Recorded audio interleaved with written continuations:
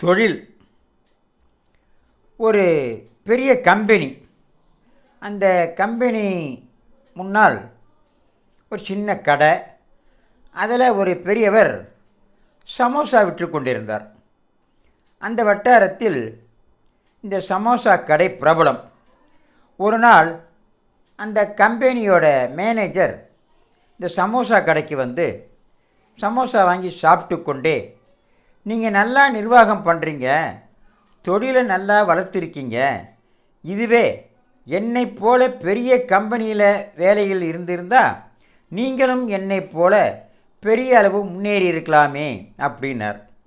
இதை கேட்ட அந்த சமோசா விற்ற பெரியவர் புன்னகையோடு சொல்கிறார், இல்லை இல்லை, நான் உங்களை விட நன்றாகவே முன்னேறி இருக்கிறேன். அந்த மேனேஜருக்கு ஆச்சரியம். எப்படி என்று கேட்டார். 10 வருஷத்துக்கு முன் நான் இந்த தொழிலில் நுழைந்து கூடையில் சமோசா விற்றபோது நீங்கள் இந்த கம்பெனியில் வேலைக்கு சேர்ந்தீங்க. அப்போது என் வருமானம் மாதம் 1000 ரூபாய், உங்கள் வருமானம் மாதம் 10,000 ரூபாய். நீங்கள் இப்போது மேனேஜர் ஆகிட்டீங்க, மாதம் 1 லட்ச ரூபா சம்பளம் வாங்குறீங்க. இப்போது எனக்கு சொந்தமாக இந்த கடை இருக்குது, இந்த வட்டாரத்தில் நல்ல பேர் வேற இருக்குது. நானும் மாதம் 1 லட்சமோ இல்லை அதை விட அதிகமாகவோ சம்பாதிக்கிறேன். நாளை என் வாரிசுகளுக்கு இந்த தொழிலை நான் தர முடியும். அவர்கள் என்னை போல் ஜீரோவிலிருந்து துவங்க வேண்டாம், நேரடியாக முதலாளியாக வந்து கடையை வளர்த்தால் போதும். ஆனால் உங்களுக்கு அப்படி இல்லை. உங்கள் பதவியை உங்கள் மகனுக்கு அப்படியே தர முடியாது. உங்கள் இத்தனை வருஷ உழைப்பின் பலன் உங்கள் முதலாளி மகனுக்குத்தான் போகும். உங்கள் மகன் மீண்டும் 0த்திலிருந்து தான் துவங்க வேண்டும்.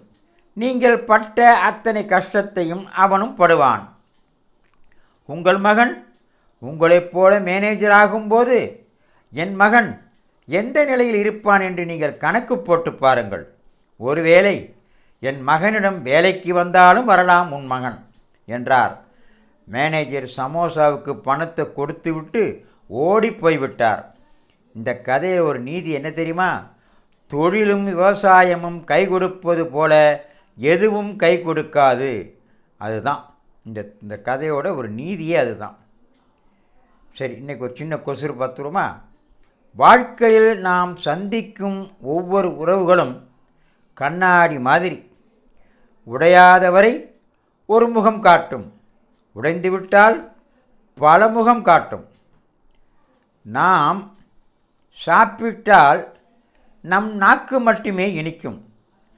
அடுத்தவர்களை சாப்பிட வைத்தால் நமது உள்ளமே இனிக்கும்.